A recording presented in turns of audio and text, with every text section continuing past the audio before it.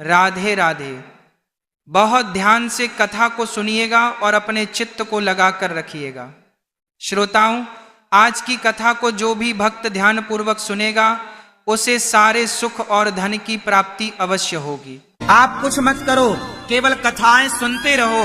मैं गारंटी लेता हूँ आपके घर में झगड़ा नहीं होगा, आपके घर में अच्छा खासा पैसा आता रहेगा, आप जीवन में टेंशन फ्री रहोगे। बस आप कथा सुनते रहो, केवल कथा।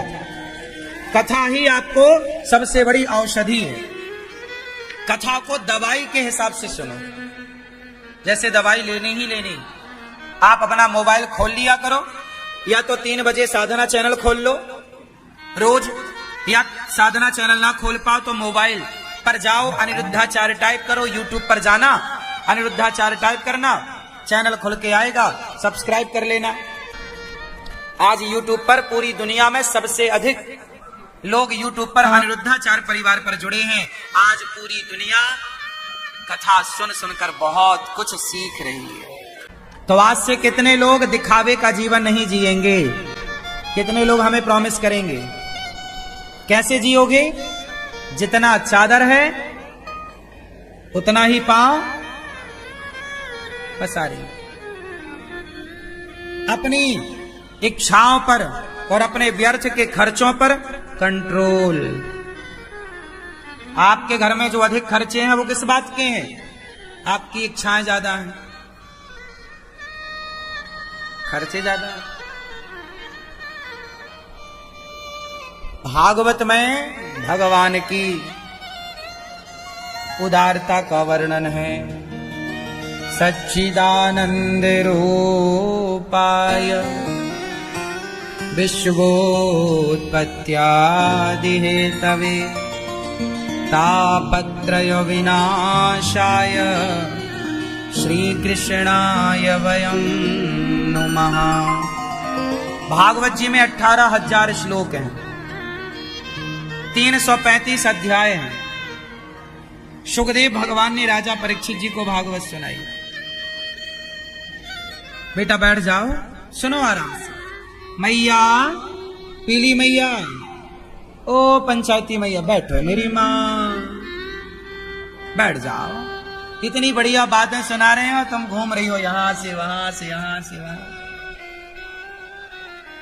ओ मैया, झोला छाप मैया।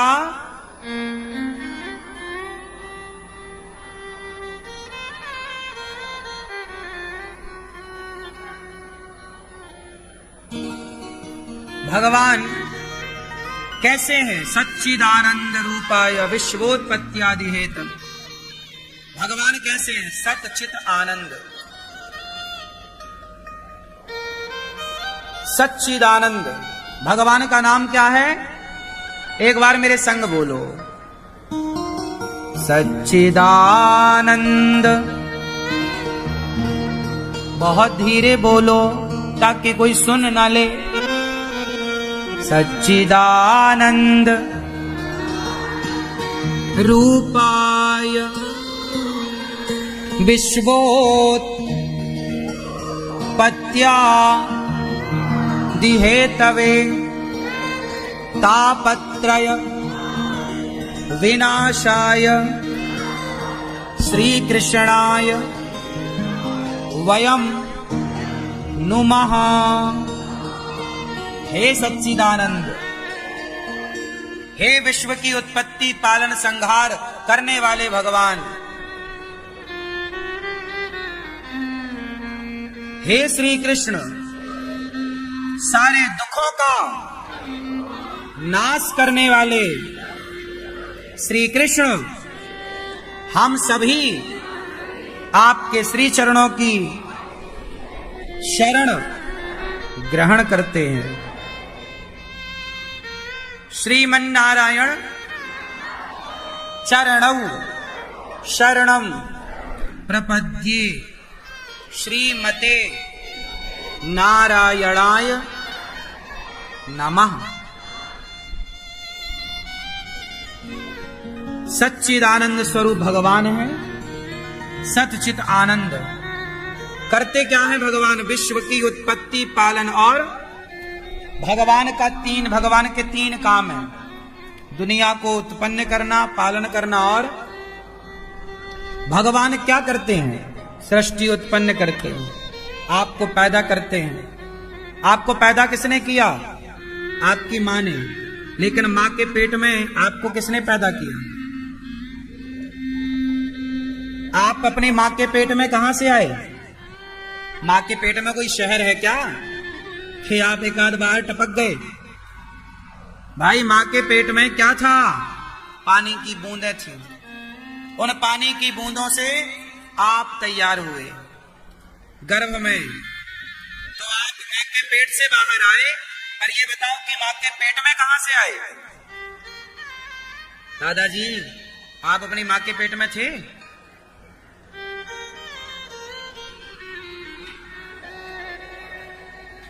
आप अपनी मां के पेट में थे? कहां से आए मां के पेट में? पहले कहां थे आप मां के पेट के पहले?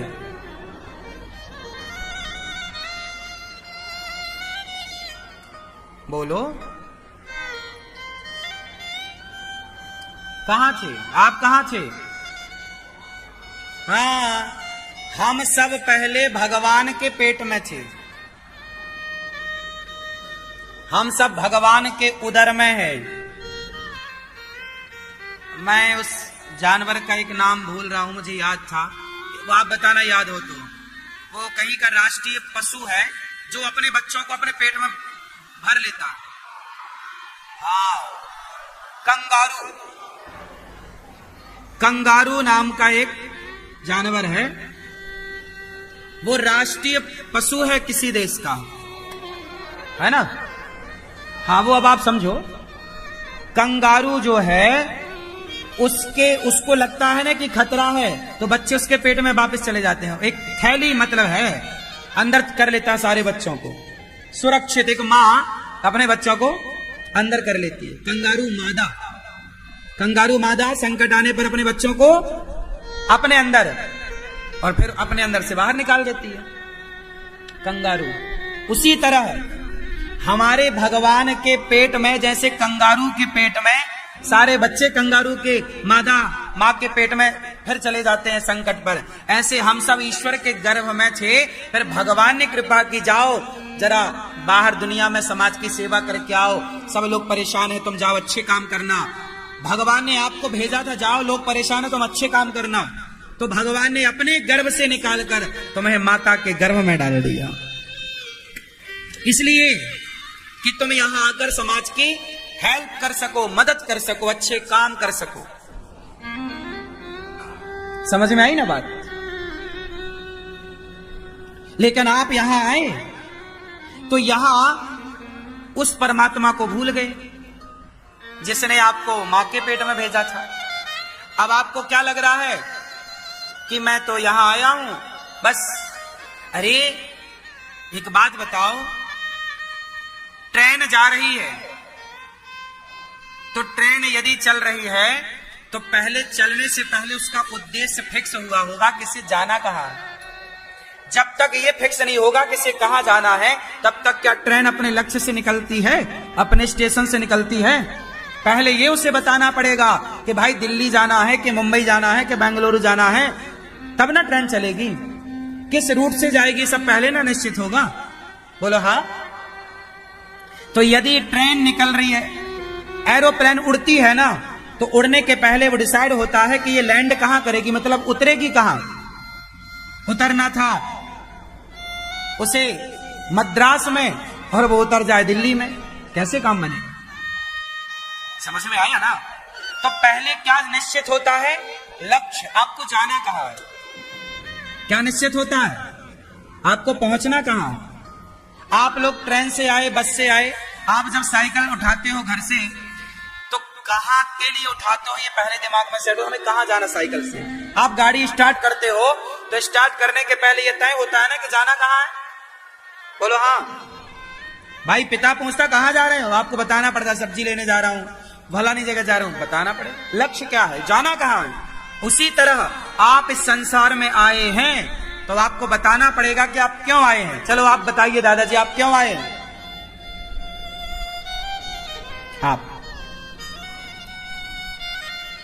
क्यों आए हैं आप संसार में?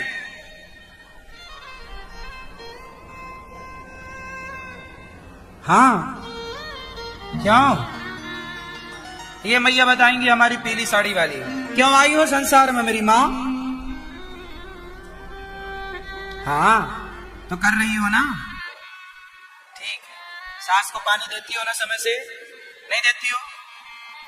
नहीं, जब थी तो दी ना, फिर ठीक हो।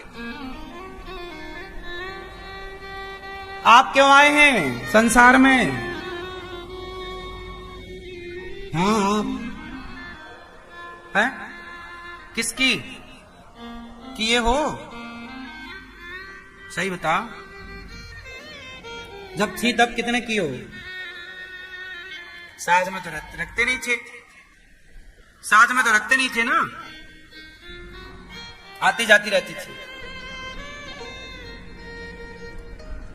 क्यों आए हैं हम संसार में? हमारा उद्देश्य है, भगवान ने भेजा है, जाओ सबका भला करो। सबका। तुम्हारा शरीर देखो आइसक्रीम की तरह। हमारा शरीर कैसा है? या तो टेस्ट ले लो, वरना वेस्ट तो होनी ही है। आइसक्रीम यदि आपके हाथ में है, या तो चख करके खाकर उसका टेस्ट ले लो, वरना वो पिघल कर गिर जाएगी, वेस्ट हो जाएगी। ये जीवन है, चाहो तो शरीर से अच्छा कर लो, वरना शरीर एक दिन मर जाएगा, ये सत्य। राख हो जाएगा, ये सत्य। सेवा। लेकिन आप लोग ना एक सीमित दायरे में कैद हो जाते हैं। आप लोग क्या करते हैं? बस ये मेरा बेटा है, ये मेरा पति है, ये मेरा सास है, मेरी सास, ये 4-5 लोग। आप सारी जिंदगी ना एक 4-5-6-7 लोगों के जीवन बीच में घिरे रहते हैं। कमाओगे तो उन्हीं 7 लोगों के लिए, हंसोगे तो उन्हीं 7 लोगों के लिए, रोगे तो उन्हीं 7 लोगों के लिए, और मरोगे तुम तो वो 7 लोग ही रोएंगे, 8वां कोई अच्छे से रोता भी नहीं। आप लोग इस विशाल संसार में काहे इतने से में कैद हो जाते हो? आप केवल परिवार की सेवा करने नहीं आए। परिवार तो है, परिवार के साथ साथ समाज की, राष्ट्र की जिम्मेदारी आपकी है। क्या राष्ट्र की जिम्मेदारी आपकी नहीं है? क्या राष्ट्र हित में आपकी कोई जिम्मेदारी नहीं है? आप बताओ। आप सारे लोग अपनी पत्नी, बच्चे, परिवार में उलझे रहते हो। बताओ, आप लोगों ने राष्ट्र के लिए आज तक क्या किया? क्या है दादाजी, आप बताओ, आज तक भारत देश के लिए आपने क्या किया? उत्तर दो। कुछ नहीं किया। काहे नहीं किया? आपने, ये मैया, आपने अपने, आज चश्मा वाली बहन बताओ, आपने भारत देश राष्ट्र के लिए क्या किया आज तक? बोलो। आप लोग केवल अपनी पत्नी, अपने पति, अपने बच्चों के लिए करते हैं, बस। इससे ज्यादा आप किसी के लिए नहीं करते। अरे तुमसे ज्यादा तो कुत्ता बिल्ली करते हैं। फिर तुम कुएं के मेंढक बन जाते हो। कुएं के मेंढक, एक सीमित दायरे में रहना है बस। अरे परिवार की सेवा करो, माँ की करो, पिता की करो, और केवल आजकल पत्नी और बच्चों में ही लगा है। माँ बाप की भी सेवा नहीं कर रहा ठिकाने से कि चलो माँ बाप की कर ले। माँ बाप की भी ठिकाने से नहीं हो पा रही है, केवल लुगाई लड़का में उलझा है। हम दो हमारे दो, बस। हम दो हमारे दो में माँ बाप नहीं आते। हम दो मतलब हम, हमारी पत्नी, हमारे दो मतलब हमारे 2 बच्चे। इसमें माँ बाप कहाँ है? आजकल हम दो हमारे दो के कॉन्सेप्ट में माता पिता है क्या? बोलो। फिर आदमी इतना सीमित हो गया है, छोटा सा हो गया है, इसलिए आजकल के व्यक्ति की सोच भी छोटी सी है। सोचेगा तो अपने लिए सोचेगा, करेगा अपने लिए। अरे थोड़ा अपने से ऊपर उठ जा भाई। स्वामी विवेकानंद जी ने अपने लिए किया क्या? झांसी की रानी अपने लिए लड़ी क्या? झांसी की रानी के टाइम पर तो और लड़कियां थीं और स्त्रियां थीं, वो भी अपने बच्चे, अपने परिवार में रहती तो उन्हें क्या जरूरत थी अंग्रेजों से लड़ने की? लेकिन उन्होंने अपने लिए कुछ नहीं किया, राष्ट्र को सर्वोपरि रखा। क्या जरूरत थी महाराणा प्रताप और शिवाजी और तात्या टोपे को युद्ध करने की?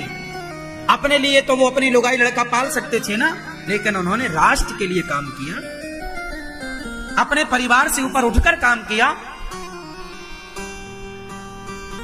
क्या जरूरत थी आजाद को? लेकिन उन्होंने देश के लिए काम किया। क्या जरूरत थी मंगल पांडे को हंसते हंसते फांसी के फंदे पर झूलने की? वो भी शादी करता, मस्त एंजॉय करता अपना जीवन, लेकिन नहीं, अपने परिवार से ऊपर उठकर सोचा कुछ लोगों ने, इसलिए ये भारत गुलाम हुआ, वरना आज तक, इसलिए भारत आजाद हुआ, वरना ये देश आज तक गुलाम रहता। यदि अपने परिवार की मानसिकता से बाहर ना निकलते लोग, तो आज तक ये देश गुलाम रहता। उठो, सोचो थोड़ी, परिवार से ऊपर। आज हमारे देश में जितने नेता हों या सरकारी डिपार्टमेंट को उठाकर देख लीजिए, अधिकाधिक आपको भ्रष्टाचार देखने को मिल जाएगा। बताओ, भ्रष्टाचार भारत में है या नहीं? उत्तर दो। है। क्यों है ये भ्रष्टाचार? कौन कर रहा है? वो लोग जो केवल अपने परिवार को देख रहे हैं कि मेरे पास पैसा हो, देश जाए कहीं। यदि ये सारे लोग अपने परिवार से ऊपर अपने राष्ट्र को रखते, तो कभी ये भ्रष्टाचार कर रहे हैं, मतलब ये देश के साथ गद्दारी कर रहे हैं, नमक हरामी कर रहे हैं। चाहे मैं भी यदि भ्रष्टाचार कर रहा हूं, तो मैं देश के साथ बेईमानी कर रहा हूं, हाँ या ना? क्यों नहीं व्यक्ति अपने स्वार्थों से ऊपर उठ पाता? क्यों नहीं अपने स्वार्थों से ऊपर, अपने परिवार से ऊपर राष्ट्र को रख पाता? जिस दिन भारत का प्रत्येक नागरिक अपने परिवार, अपने आप से अपने राष्ट्र को ऊपर कर लेगा, उस दिन भारत माता की जय हो जाएगी। अभी भारत माता की जय नहीं है। तुम कितनी जयकारा लगाओ, भारत माता की जय, भारत माता की, कहां जय है? जय होती तो भ्रष्टाचार ना होता। आज मजदूर आदमी को भी कमीशन का पैसा देना पड़ता है, बोलो हाँ या ना?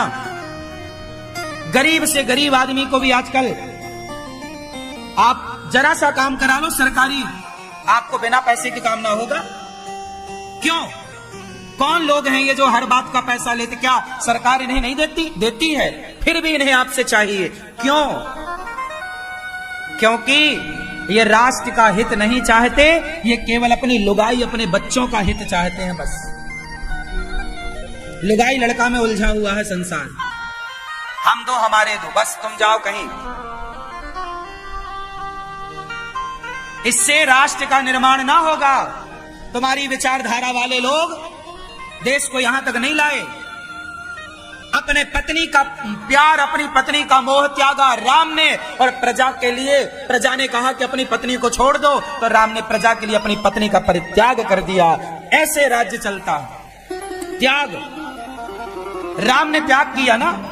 लोग कहते हैं राम ने पत्नी को निकाल दिया। क्यों निकाला? कोई राम का मन थोड़ी था। राम का मन होता तो रावण के घर से जिस दिन सीता मां आई, उस दिन निकालते ना कि तुम गलत हो। पर राम को तो संदेह नहीं था। सीता माता गर्भवती थी, तो आने के बाद सीता माता गर्भवती हुई, मतलब राम को कोई संदेह नहीं था सीता माता पर, संदेह था समाज को। समाज के कहने पर राम जी ने सीता को निकाला। मतलब राम राजा थे, और राजा वही अच्छा होता है जो प्रजा की बात माने। तो राम जी ने प्रजा की बात मानी। चलो भैया, यदि तुम्हारे को हमारी पत्नी से दिक्कत है, तो हम अपनी पत्नी जंगल भेज देते हैं, तुम खुश रहो बस। यदि हमारी पत्नी जंगल जाती है और उससे तुम खुश रहते हो, तो राम जी ने अपनी पत्नी को जंगल भेजा। क्योंकि यदि मेरी प्रजा ये चाहती है, तो भैया मैं तुम्हारा राजा हूं, तो प्रजा जैसे मैं खुश। ये राम थे। जहां उन्होंने अपने परिवार से ऊपर अपने देश को, अपनी प्रजा को रखा। और आजकल का आदमी देश बेचने में लगा हुआ है। आजकल के नेता क्या देश नहीं बेच रहे हैं? जब तक निजी स्वार्थ व्यक्ति नहीं छोड़ेगा, तब तक भारत का उत्थान नहीं हो सकता। कितने लोग इस बात से सहमत हैं कि निजी स्वार्थ छोड़कर भारत माता के लिए आगे बढ़ना पड़ेगा? भारत माता, मैं यदि सरकारी कर्मचारी हूं, तो मैं देश की सेवा कर रहा हूं, और मुझे ईमानदारी से काम करना चाहिए। इसलिए अब आपको यह दास अनिरुद्ध बताएगा। सुनो, आप लोग केवल अपनी पत्नी, अपने बच्चों की सेवा में लगे हैं, लेकिन आपके सामने बैठा ये दास आपका भाई, आपका बेटा अनिरुद्धाचार्य। आज गौरी गोपाल आश्रम है यहाँ पर, जहाँ पर गौरी गोपाल गुरुकुल में 150 बच्चे पढ़ते हैं। वो बच्चे जो गरीब परिवार से हैं, जिनके माता पिता बच्चों की पढ़ाई नहीं करा सकते, उन बच्चों को गौरी गोपाल में रखा जाता है, रहना खाना फ्री सब कुछ, और उन्हें पढ़ाया जाता है। क्या ये राष्ट्र की सेवा नहीं है?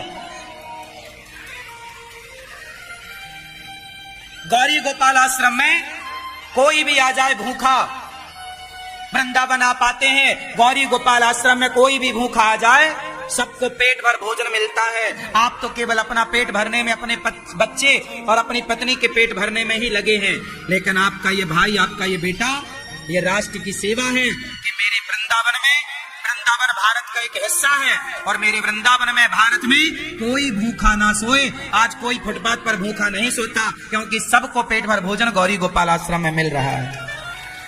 क्या ये राष्ट्र की सेवा नहीं है? ये राष्ट्र की सेवा है।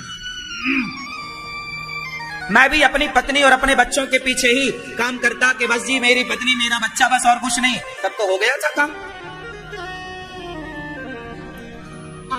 मैंने अपने, यदि ईश्वर ने मुझे इस लायक बनाया है, आप लोग अपनी माँ, मैं आपसे कहता हूं, आप अपनी सास के पांव दबाया करो, अपनी जन्म देने वाली माता के पांव दबाओ। आप अपनी माँ के पांव नहीं दबा पाते, लेकिन आपका ये भाई, आपका ये बेटा अनिरुद्धाचार्य 280 वृद्ध माओं के पांव दबा करके उनकी सेवा करता है। मैंने तो अपने परिवार से ऊपर उठकर सोचा राष्ट्र के लिए। यदि मैं ना सोचता तो आज ये सारे काम ना होते। मैं भी अपना परिवार पालता, मैं भी पैसा इकट्ठा करके और बच्चों के लिए जोड़ता ना। मैं बच्चों के लिए पैसा नहीं जोड़ता, ना जोड़ूंगा। मैं बच्चों को काबिल बनाऊंगा। बेटा तुम में काबिलियत है तो मैंने, मेरे बाप ने मुझे 1 रुपया ना दिया। आखिरी बार मेरे पिता ने मुझे 2 रुपए दिए थे मेला घूमने के लिए। मैं अपने बाप के टुकड़ों पर नहीं पलता, और मैं चाहूंगा कि मेरी आने वाली पीढ़ी, मेरे आने वाले बच्चे, वो मेरे टुकड़ों पर नहीं, अपने स्वावलंबी बने, अपना बल पर कमाए खाए। तुम भी करो, हम क्यों तुम्हें दें कुछ? पाल पोस कर बड़ा किया है, जन्म दिया, संस्कार देंगे, बाकी जिम्मेदारी तुम्हारी। मैं कोई बच्चों के लिए नहीं कर रहा हूं, बच्चों के लिए मुझे दौलत नहीं जोड़नी। बच्चों के लिए जो माँ बाप दौलत जोड़ते हैं, वो माँ बाप अपने बच्चों को अपाहिज करते हैं, लंगड़ा बनाते हैं। मेरे बाप ने मुझे यदि संपत्ति दे दी होती तो आज अनिरुद्धाचार्य आपके सामने बैठकर समाज की सेवा ना कर रहा होता, बाप के टुकड़ों पर ऐसो आराम कर रहा होता।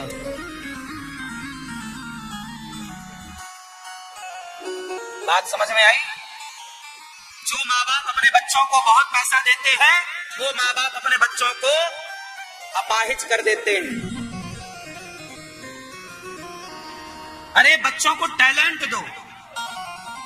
मैंने जो पाया वो खुद मेहनत की। जो सेवा का मेरे अंदर, मेरे सपने को, मैंने सपने देखे ना, तो बाप के बदौलत सपने नहीं देखे कि मेरा बाप मोबाइल दिलाएगा, मेरा बाप गाड़ी दिलाएगा। मैंने सपने उतने ही देखे जो अपने बलबूते पूरा कर सकता हूं। मैं बाप के भरोसे सपने भी नहीं देखता। आज की पीढ़ी तो सारे सपने बाप के भरोसे देखती है। अगर निर्भर बनोगे, दूसरों पर गिड़गिड़ाओगे, तो अपना मान भी, सम्मान भी, सब कुछ गवाओगे। इसलिए खड़े हो शान से तनकर, यही शोभा मनस तन की, स्वयं सींचो हरिक डाली, खुशी जीवन के मधुबन की। मेरे भाइयों, जंगल में एक बार क्या हुआ, सर्कस में शेर थे।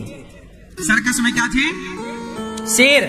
तो सर्कस के शेरों को, वहां सर्कस के मालिक को सरकार ने कहा कि आप सारे शेरों को जंगल में छुड़वाओ, क्योंकि आप शेरों के साथ टॉर्चर करते हो, उन्हें टॉर्चर करते हो, परेशान करते हो, अपने इशारों पर नचाते हो, चलो जंगल छोड़ो। एक सर्कस था, उसके 10 शेर थे। सारे 10 शेरों को उन्होंने सरकार के आदेश पर जंगल छुड़वाया। पता चला कि जंगल में जंगली कुत्तों ने शेरों का शिकार कर लिया, और शेर 10 में से 8 शेर मारे गए। किसने मारा? जंगल के, बोलो, जंगल के कुत्तों ने। बाद में पता लगाया गया कि भाई शेर का शिकार कुत्तों ने क्यों किया, तो पता लगा कि वो सर्कस के शेर थे, वो शिकार करना भूल चुके थे, शिकार करने का टैलेंट समाप्त हो चुका था। और वो मालिक के टुकड़ों पर पलने के आदी हो गए थे। भाई सर्कस में तो टाइम टू टाइम मालिक टुकड़ा लाकर डालता, शेर खाता। बचपन से जो शिकार करने के संस्कार थे वो आए ही नहीं। तो क्या हुआ, जंगल के शेर का जब सर्कस में वो गए तो सर्कस के शेरों का शिकार कुत्तों ने कर लिया। इसका मतलब क्या है, जो माता पिता अपने बच्चों को जरूरत से ज्यादा धन दौलत देते हैं, बैंक बैलेंस देते हैं, प्रॉपर्टी देते हैं, वो माता पिता अपने बच्चों को सर्कस का शेर बनाते हैं। सर्कस का शेर जब बनेगा तो उसका शिकार कुत्ते कर लेंगे। कुत्तों को लगा भूखे मर ही रहे हैं, ट्राई करने में क्या जा रहा है, तो वो झपट्टा मारते हैं और शेरों का शिकार कर लेते हैं। यदि आपके बच्चे जंगल का सर्कस का शेर बनेंगे, मतलब माँ बाप के टुकड़ों पर, बाप ने कहा ये ले ले, बाप ने कहा वो, आप जितना ज्यादा बच्चों को धन दौलत देंगे बच्चे उतने अपाहिज होते चलेंगे।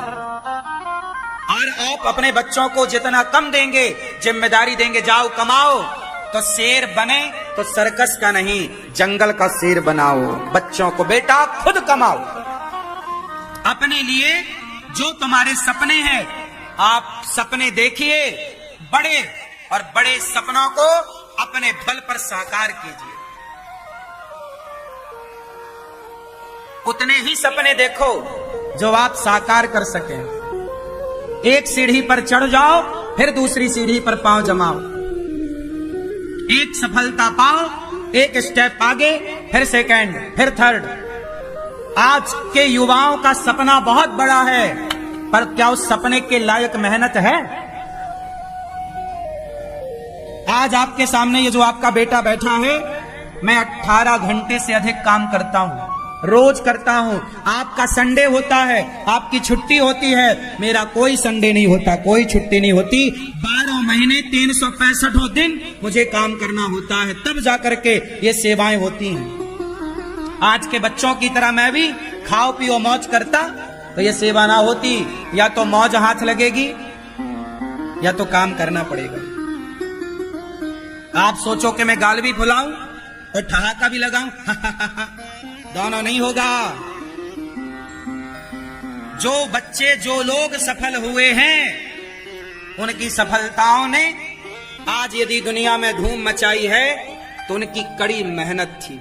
क्या आप उस कड़ी मेहनत को, आज व्यक्ति सफल तो होना चाहता है पर कड़ी मेहनत से भागता है, पसीने बहाने से भागता है, तपना नहीं चाहता, संघर्ष नहीं करना चाहता, चुनौतियों से डर जाता है, चुनौतियों का सामना नहीं करना चाहता और कामयाब होना पूरा पूरा चाहता है। इसलिए प्रार्थना आपसे है, बच्चों के प्रति जागरूक माँ बाप बनो।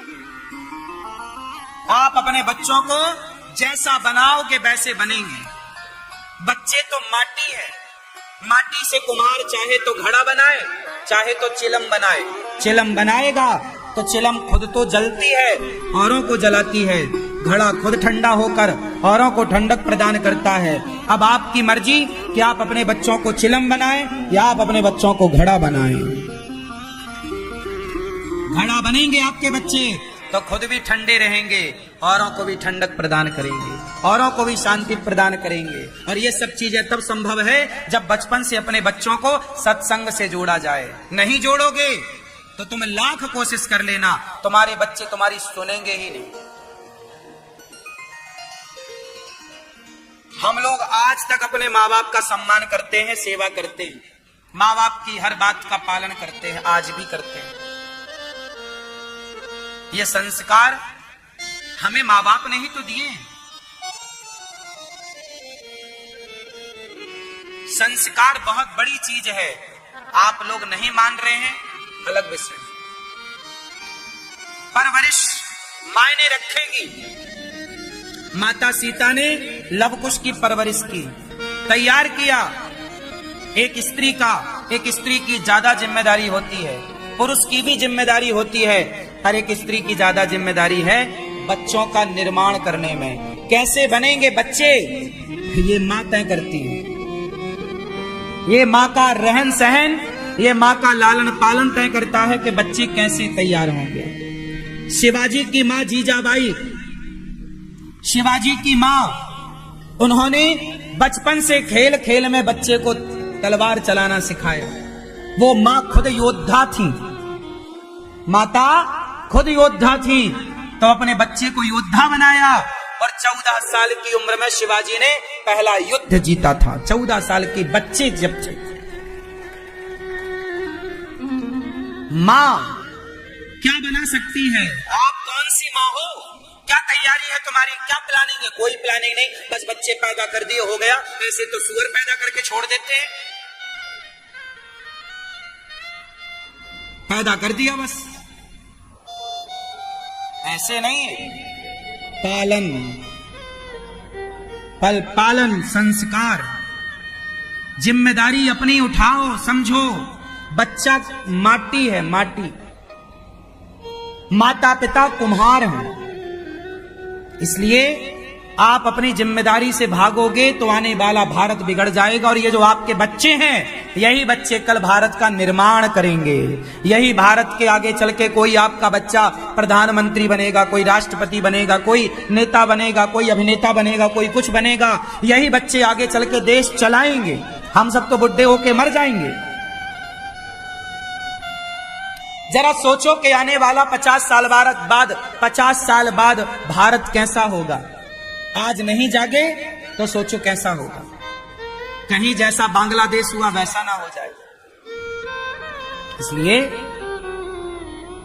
श्री कृष्णाय वयम नुमः, ऐसे भगवान को हम बारंबार नमस्कार करते हैं जो कृष्ण श्री राधा रानी के संग विराजे हैं और सृष्टि का पालन करते हैं, संहार करते हैं। ऐसे यम प्रव्रजंत मनुपेतमपेत कृत्यम द्वैपायनो विरह कातरवाजुहाव पुत्रेति तन्मयतया तरवोभिनेदुस् तम सर्वभूत हृदयं मुनिमानतोषि।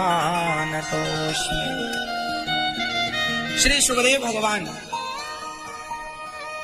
का जन्म हुआ और जन्म लेते ही चले गए। कहां जा रहे हो बेटा? पुत्र व्यास जी ने रोके, यहां जा रहा हूं संन्यास लेने। अभी पैदा हुए सुखदेव जी और जन्म लेते चले गए। क्यों? संन्यास क्यों? पिताजी, संसार में मैं उलझना नहीं चाहता। संसार में माया बड़ी प्रबल है। मम माया दुरतया, गीता में भगवान कहते हैं माया बड़ी प्रबल है। चलो बताओ, माया किसे कहते हैं? दादाजी बताइए, माया किसे कहते हैं? हा? आपके पड़ोस में रहती है माया? वो नहीं? हाँ, सही कह रहे हैं। क्यों मैया? ये भैया बताएंगे हमारे। माया किसे कहते हैं? हाँ? हाँ? हाँ, ये बात ठीक है। माया वो है जो मायापति को भुला दे। पॉइंट है। मैया क्या बोलती तू? तुम भी कुछ बोलो। मेरी माँ, माया किसे कहते हैं? कौन है माया? आपने बहुत सही परिभाषा दी। जो मायापति को भुलाए, मतलब जो ईश्वर को भुला दे, संसार में इतना उलझा दे कि भगवान भूल जाएं, यही तो माया। गुड, सुंदर, आपको 100 नंबर दिए गए। हाँ, ये भी सही है, बढ़िया, सही है, ये भी आपकी बात सही है। और एक और इसकी सटीक परिभाषा है। माया क्या है? आपके मन में उत्पन्न हो रही इच्छाएं, आपके भीतर तमाम इच्छाएं जो है, और जिन इच्छाओं को पूरा करने में आप लगे हैं, वो इच्छाएं क्या है? गाड़ी हो, बंगला हो, है ना? ये तो देखो, रोटी कपड़ा मकान ये जरूरत है, ये होनी चाहिए, इसकी कोई मनाही नहीं है, ये होना चाहिए सबके घर में। भगवान करे सबका घर हो खुद का, भगवान करे सबके बच्चे हों, सबकी गाड़ी हो, ये तो आज की जरूरत है, सबके घर होना चाहिए। पर जो इनके होने पर भी अनंत इच्छाएं हैं, वो माया है। इच्छा भी तो स्त्रीलिंग है ना, इच्छा भी तो स्त्री है और माया भी स्त्री है। तो इच्छा, रावण की इच्छा हो गई कि सीता को पा लेता, जबकि मंदोदरी थी, सुंदर थी, पंचकन्या मंदोदरी जब चाहे कुंवारी हो जाती थी। आप तो ये मान लो कि हर महीने रावण मंदोदरी से नया ब्याह करता था, क्योंकि मंदोदरी पंचकन्याओं में थी। जब चाहे मंदोदरी कभी बूढ़ी नहीं हो सकती थी, मंदोदरी कभी बूढ़ी, वो पंच जब चाहे वो जवान हो जाती थी। वो थोड़ा बूढ़ी हुई फिर जवान, मतलब हर 1 साल के अंदर वो फिर जवान। वो 16 साल की ही रहती थी, 17 साल की होती ही नहीं। पंचकन्याएं है ना। तो रावण को ऐसी पत्नी मिली जो सदा जवान रहती, और जवान नहीं, कुंवारी। मंदोदरी जब चाहे कुंवारी हो जाती थी। 5 पंचकन्याएं हैं, उन 5 में एक मंदोदरी का नाम है। बाली की पत्नी तारा भी पंचकन्या है, द्रौपदी भी पंचकन्याओं में एक है, माता कुंती भी और माता अहिल्या, ये पंचकन्याएं हैं। ये सामान्य स्त्रियों से अलग थी। सामान्य स्त्री तो बूढ़ी होती है, पर मंदोदरी जवान, और जवान नहीं, यहां जवान नहीं, कुंवारी, कुंवारी लड़की की तरह अपने पति के लिए वो कुंवारी हो जाती थी। ऐसी मंदोदरी को पाकर भी रावण के अंदर इच्छा क्या हुई कि सीता को उठाऊं। और जब इच्छा हुई तो रावण की उस इच्छा ने क्या किया, वही तो माया थी। मन में इच्छा हो गई, इसलिए अपनी इच्छाओं पर कंट्रोल, जो अपनी इच्छाओं को कंट्रोल कर लेता है वही माया पर कंट्रोल कर पाएगा। इच्छा पर कंट्रोल नहीं तो माया पर कंट्रोल नहीं। इसलिए आपसे मैं कहता हूं, सुखदेव भगवान के अंदर कोई इच्छा थी ही नहीं। जब इच्छा ही नहीं तो पिताजी रोक रहे हैं, बेटा ब्याह कर लो, शादी कर लो, फिर जाना। नहीं, माया बड़ी प्रबल है। एक भी इच्छा पैदा हो गई मैं उलझ जाऊंगा, सीधा संन्यास। रास्ते में कुछ स्त्रियां कपड़े कम पहन करके स्नान कर रही थी। सुखदेव भगवान गए तो उन्होंने वस्त्र नहीं धारण किए। बूढ़े व्यास जी को देखकर कन्याओं ने वस्त्र धारण किए। व्यास जी ने कहा, मेरा जवान बेटा गया, तुमने तो शर्म नहीं आई? बूढ़े व्यास को देखकर शर्म। तब कन्याओं ने कहा, महाराज आपके बेटे को पता ही नहीं कि स्त्री और पुरुष में अंतर क्या है। ऐसे थे सुखदेव भगवान। ऐसे सुखदेव भगवान राजा परीक्षित को भागवत सुनाते हैं, और जब राजा परीक्षित ने भागवत सुनी तो उनका उद्धार हो गया। भागवत सुनकर, भागवत सुनकर ही आंखें खुलेंगी, उद्धार होगा। इसलिए अभी 2 सितंबर से फिर भागवत जी के पोथी पाठ बैठेंगे। आप भी भागवत के बहाने अपने बच्चों को लेकर, परिवार को लेकर धाम आओ। 7 दिन कम से कम धाम में रहने का इसी बहाने मौका मिलेगा। 7 दिन बच्चों से आप और करीब आओगे। पति पत्नी के रिश्ते भी खट्टे हैं तो वृंदावन आओ, यहाँ रहो, यहाँ सत्संग करो, आपके रिश्तों में मिठास पैदा होगी। हर रिश्ते के लिए बोल रहा हूं मैं, चाहे वो पति पत्नी का, पिता पुत्र का, या भक्त और भगवान का रिश्ता हो, हर रिश्ते में एक मिठास होगी। इसलिए सत्संग। श्री सुखदेव भगवान को बारंबार हम नमस्कार करते हैं। ऐसे सुखदेव भगवान 88,000 ऋषियों के बीच में सूत जी आए। शानकादि ऋषियों ने कहा, महाराज आप हमें कथा सुनाइए। कथा कैसी सुनाए? जो कृष्ण से जोड़ दे। कैसी सुनाए? जो कृष्ण से, हाँ,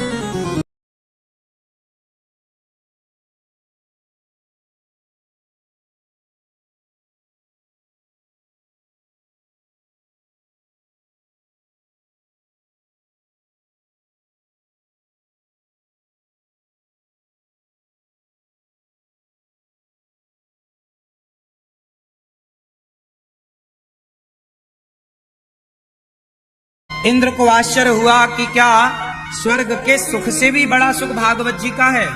तौल कर तराजू में तौल कर देखना चाहा तो भागवत जी का पलड़ा भारी।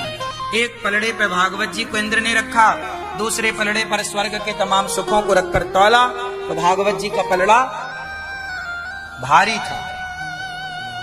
भागवत स्वर्ग नहीं दिलाती। आप जितने लोग भागवत सुन रहे हैं, आप स्वर्ग जाने के अधिकारी नहीं, आप बैकुंठ जाने के, भगवान को पाने के अधिकारी बन रहे हैं। भागवत आपको स्वर्ग का अधिकारी नहीं, भगवत धाम का अधिकारी बनाती। इसलिए भागवत सबसे ऊंची श्रेष्ठ है। इसलिए भागवत जी को कहा गया यद वैष्णवानाम धनम, भागवत को ही वैष्णवों का परम धन कहा गया। इसलिए भागवत सबसे उत्तम, भागवत सबसे उत्तम श्रेष्ठ, भागवत से अच्छा कुछ नहीं।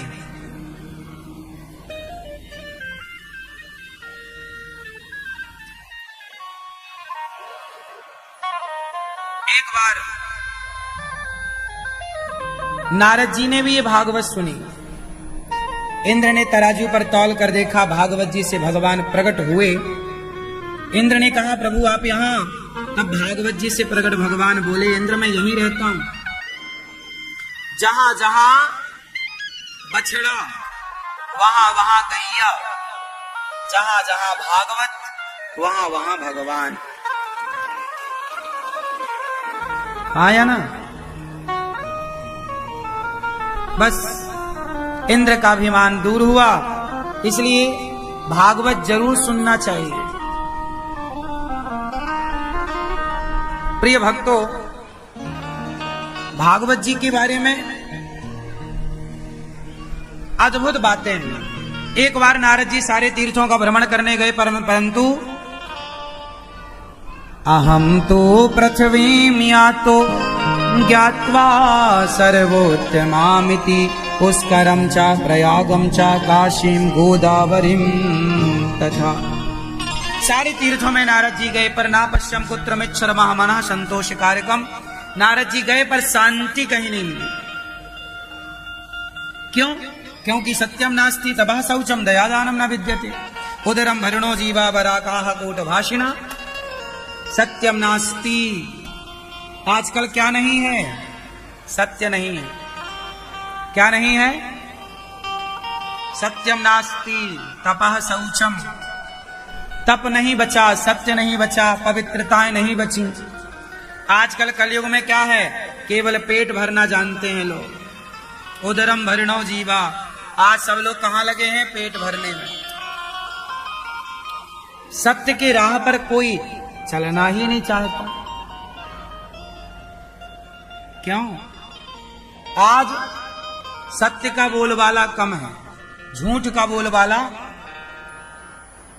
ज्यादा है। जमाना कितना भी झूठा बन जाए, आप लोग झूठे ना बनिएगा। ये धरती टिकी है झूठे लोगों के बल पर नहीं। कोई एक दो बचे हैं सत्यवादी, तो उन्हीं के बल पर यह धरती टिकी है। आज भी कहीं ना कहीं कोई ना कोई सत्य बोलने वाला देर से मिले पर मिलता है। क्यों? आज भी कुछ लोग ऐसे हैं जो सत्य पर ही चलते हैं। बहुत लोग ऐसे हैं जो लाखों नहीं करोड़ों देने पर भी वो सत्य को नहीं छोड़ते। ऐसे लोग भी हैं। तो ये धरती उन्हीं के बल पर तो टिकी है। आज भी जो एक दो हैं, कहीं लाखों में कोई एक ही होगा ऐसा। वरना आजकल तो लोग 1000, 2, 5, 10,000 में नियत खराब हो जाती है। ये धरती टिकी है सत्य लोगों के, सत्यवादियों के बल पर। इसलिए आप ना गवाइएगा सत्य। दादाजी सच बोलते हो कि झूठ? चश्मा वाले क्या बोलते हैं? सच बोलते। बैठे रहिए, बैठे। सच। आप सच बोलती हो मैया कि झूठ? आप मैया बोलो मेरी माँ, सच बोलती हो कि झूठ? हैं? यही तो झूठ है।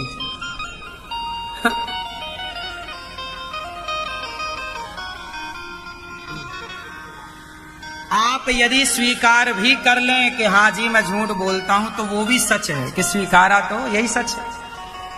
आप बोल रहे हैं झूठ और फिर बोला जाए सच बोलते हो। हाँ जी, एक झूठ और।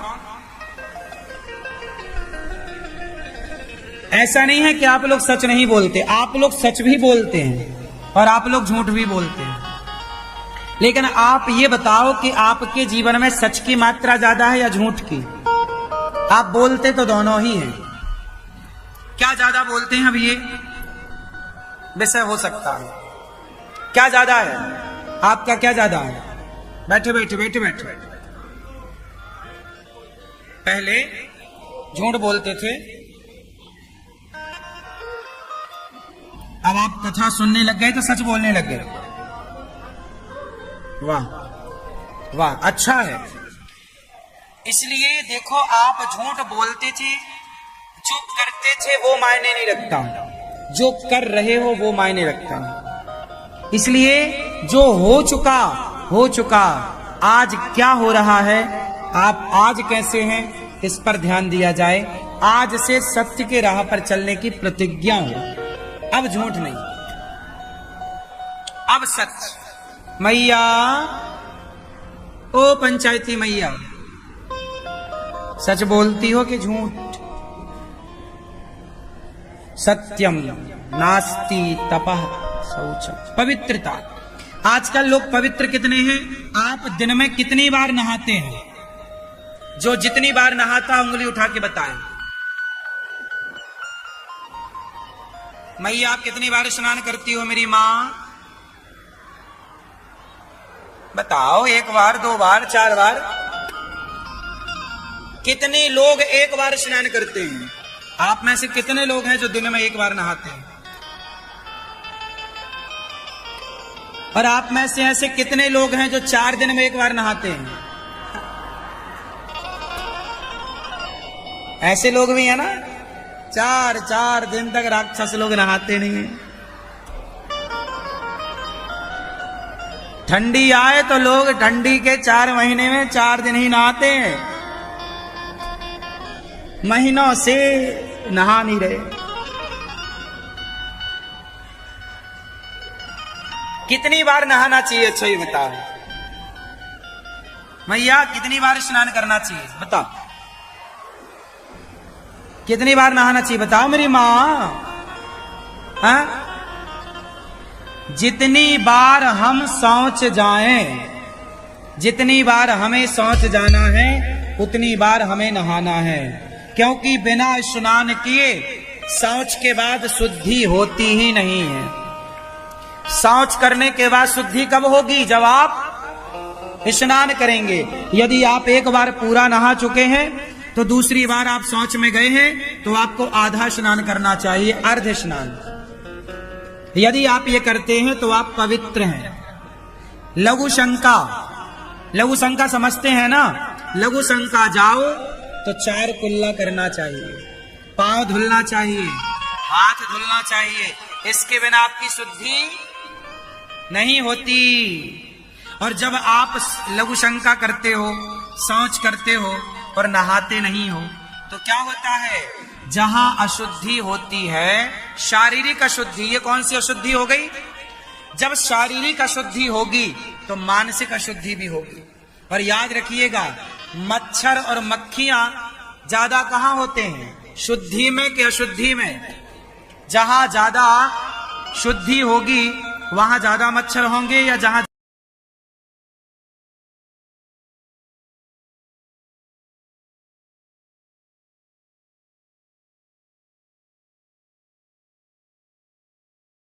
सभी भक्त श्रद्धा और भक्ति से प्रभु का नाम जप करें।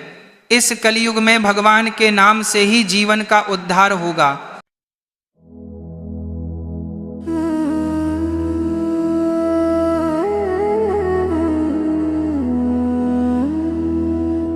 हरे कृष्णा कृष्ण कृष्ण हरे हरे, हरे राम राम हरे हरे। कृष्णा कृष्ण कृष्ण हरे हरे, हरे राम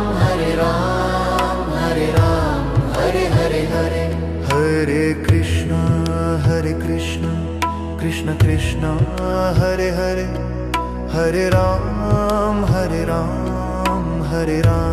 राम हरे हरे कृष्णा कृष्ण कृष्णा हरे हरे हरे राम हरे हरे हरे हरे कृष्ण कृष्ण कृष्ण हरे हरे हरे राम हरे हरे हरे हरे कृष्णा कृष्ण कृष्णा हरे हरे हरे राम हरे हरे हरे हरे कृष्ण कृष्ण कृष्ण हरे हरे हरे राम हरे हरे हरे हरे हरे कृष्णा कृष्ण कृष्णा हरे हरे हरे राम हरे हरे हरे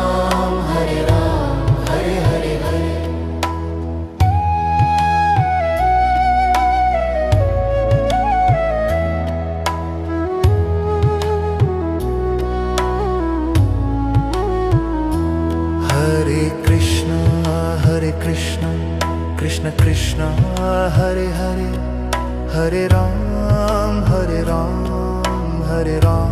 हरे हरे हरे हरे कृष्णा कृष्ण कृष्णा हरे हरे हरे राम हरे हरे हरे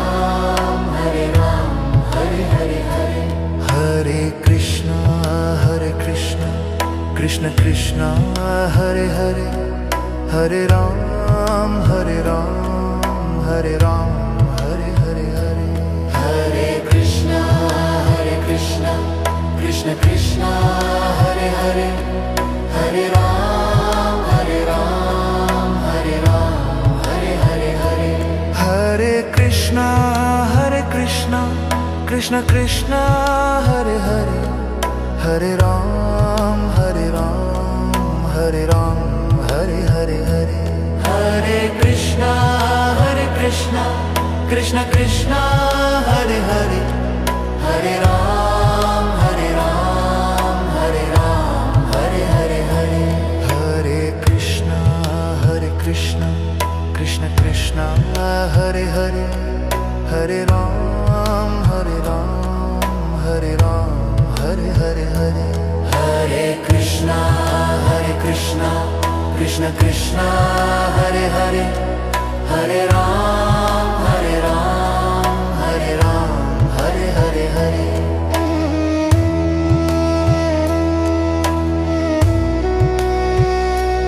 हरे हरे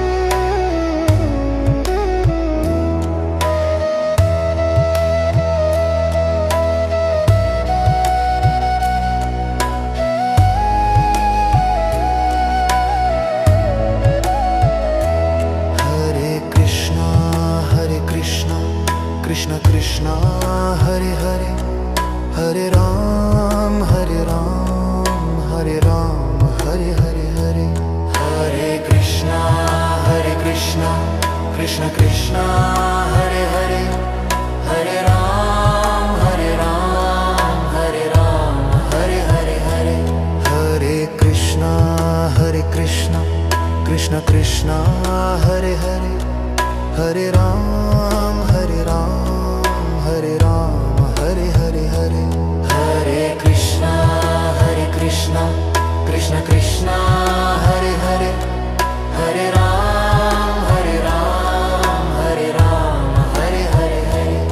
हरे कृष्ण कृष्ण कृष्ण हरे हरे हरे राम हरे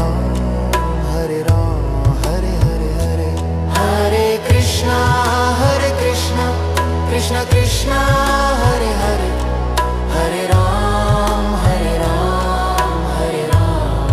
हरे हरे हरे कृष्ण कृष्ण कृष्ण हरे हरे हरे राम हरे हरे हरे हरे हरे कृष्णा कृष्ण कृष्ण हरे हरे हरे राम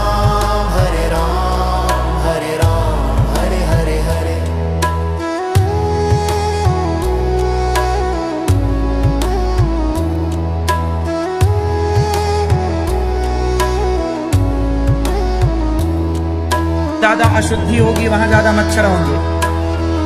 जहां पानी भरा है, गंदगी है, वहां मच्छर मक्खियां ज्यादा होंगे।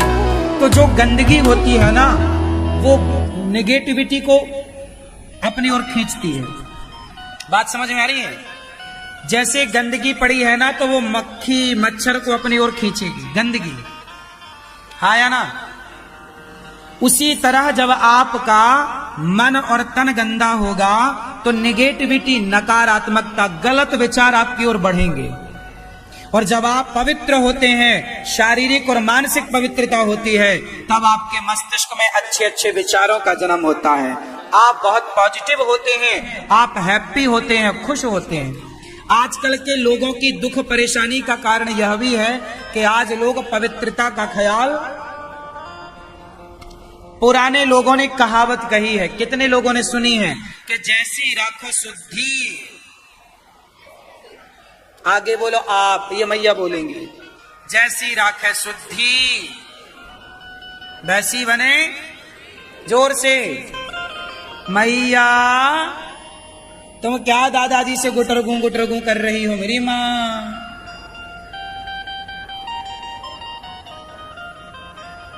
सुन लो मेरी माँ। हाँ सुनो, तो ये बताओ कि जैसी राखे शुद्धि, तो बताओ शुद्धि जरूरी है या नहीं? जरूरी है। पर आजकल के बच्चे कुछ तो नहाते नहीं, बिस्तर पे ही उन्हें चाय चाहिए और बिस्की किट भी चाहिए। बिस्की किट मतलब बिस्कुट, बिस्किट। आप नहाए नहीं, मंजन किया नहीं, बिस्तर पे ही गधा उठ के बैठ गया और बोल रहा बिस्किट लाओ, चाय लाओ। जा गई है अभी और खाने पे टूट पड़ा, ये गधे ही है। अरे भैया पहले नहा लो, मंजन ब्रश कर लो, थोड़ा दांत साफ कर लो, एक लोटा जल ले लो, सूर्याय नमः, आदित्याय नमः, भौमाय नमः, खगाय नमः, मित्राय नमः, भास्कराय नमः। सूर्य भगवान को नमस्कार कर लो, माता पिता के पांव छू लो, भगवान को एक पुष्प चढ़ा के प्रणाम कर लो, फिर भोग लगा के खाओ। ये तुम्हारी मैया, तुम्हारे बच्चे हैं, क्या हैं ये? गधे पैदा की हो, नहाते नहीं, बिस्तर पे चाय चाहिए, बिस्तर पे बिस्कुट चाहिए, क्या है ये?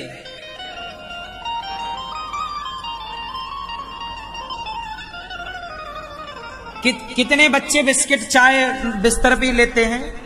जो लेते वो हाथ उठाएं, हम दर्शन कर रहे हैं। आप लेते हो? आप लेते हो क्या? आपके बच्चे आप ही ले लेते हो? सबे बिना माना नहाए।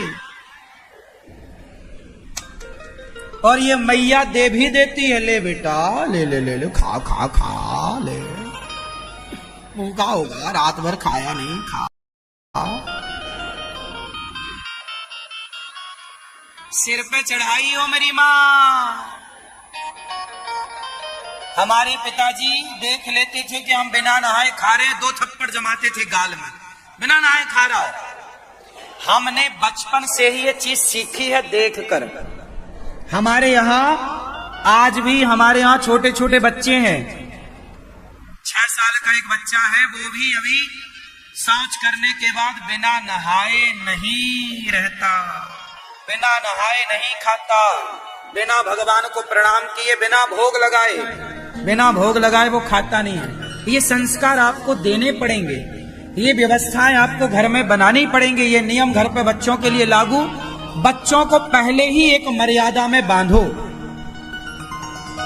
छोटे से ही बांध दो कि बेटा खाने के पहले भोग लगाओ, जाग कर सबसे पहले आप लोटा दो, उन्हें पानी भर के चलो जल चढ़ा। वो कैसे भी करें सीखेंगे, वो आदत फिर उनकी सदा के लिए बन जाएगी, फिर वो उसके बिना रहेंगे नहीं, वो आदत में आ जाएगा। समझ रहे हैं? सिखाना पड़ता है, थोड़ी इसके लिए मेहनत करनी पड़ती है। तो आज से पवित्रता। अब देखो, आप लोग शौच करने जाते हो ना, और अशुद्धि में कुछ स्त्रियां ऐसी हैं जो शौच करने के बाद नहाती नहीं है, सीधा भोजन बनाने में घुस जाती है। अब जब तुम ऐसी अशुद्धि अवस्था में भोजन बनाओगी, शौच करने के बाद स्नान नहीं करोगी और भोजन बनाओगी, तो उस भोजन में क्या होगा? पॉजिटिविटी ना होगी, नकारात्मकता, नेगेटिविटी होगी। भोजन जैसा खाओ अन्न वैसा रहे। जो जितना पवित्र भोजन करेगा उसका विचार, उसके जीवन में उतनी पवित्रता होगी। जो जितना गंदा खाएगा, गंदा मतलब भक्षा भक्ष, इसके लिए नाम क्या है? भक्षा भक्ष। मतलब आप कुछ भी, आजकल आप लोग जो मिलता सब खा जाते हो। आजकल के लोग तो बिल्ली की पोटी की भी कॉफी पी लेते हैं।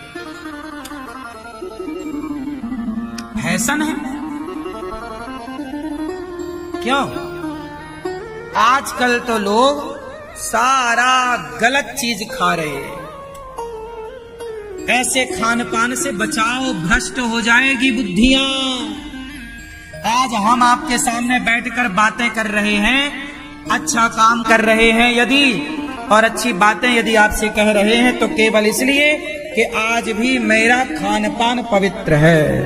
मेरा खान पान बिगड़ जाएगा, मेरी वाणी बिगड़ जाएगी। आज मेरा जो विचार है वो यदि पवित्र है तो केवल इसलिए कि खान पान पवित्र है। समझ में आए? पहले के लोग घर पर खाते थे, आज के लोग घर पे नहीं खाते। पहले के लोग ना खाते घर में थे और निकालने बाहर जाते थे। आजकल निकालते घर पे हैं, खाने बाहर जाते हैं। हाँ या ना? सही है। फिर सब उल्टा। पहले गीता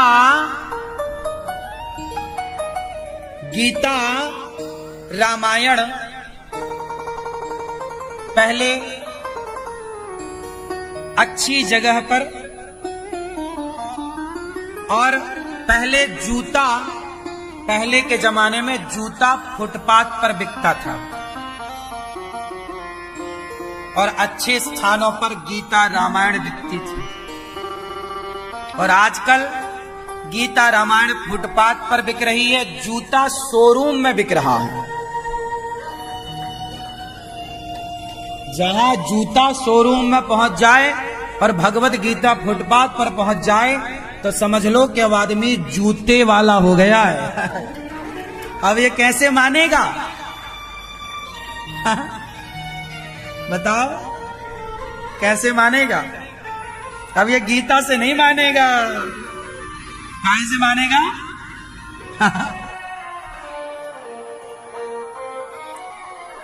गीता से मानता। जब मैं पढ़ता था ना तो मेरे बैग में, स्कूल वाले बैग में गीता में जरूर रखता था। मेरे बैग में गीता जरूर होती थी, जब भी कहीं समय मिल जाए गीता। आज भी मैं अपने पास गीता जरूर रखता हूं। अच्छी पुस्तकें जरूर रखता हूं। अच्छी चीजें जरूर पढ़ना चाहिए। आजकल आप लोगों के पास क्या है? गीता जेब में रखो। 10 रुपए की गीता प्रेस की गीता आती है। गीता रख के जहां समय मिले गीता पढ़ो, और गीता को बार बार पढ़ो। तुम्हारी उम्र पूरी हो जाएगी, पर गीता का अर्थ तुम समझ कितना पाते हो ये तुम्हारी बुद्धि पर डिपेंड करता है। पढ़ो। नारद जी सारे तीर्थों में गए, शांति नहीं मिली, वृंदावन आए। यहां पर एक भक्ति नाम की कन्या उदास बैठी। देवी कौन हो? अहम भक्ति ऋति ख्याता, मेरा नाम भक्ति है। क्यों पड़ी हो? महाराज ये मेरा बेटा है ज्ञान और वैराग्य, जब से कलयुग आया मैं बड़ी परेशान। नारद जी ने भक्ति ज्ञान वैराग्य को गीता सुनाई, वेद वेदांत सुनाए, दुख दूर नहीं हुआ। सनकादियों के कहने से नारद जी ने जब भागवत सुनवाई तब भक्ति ज्ञान वैराग्य का दुख दूर हुआ।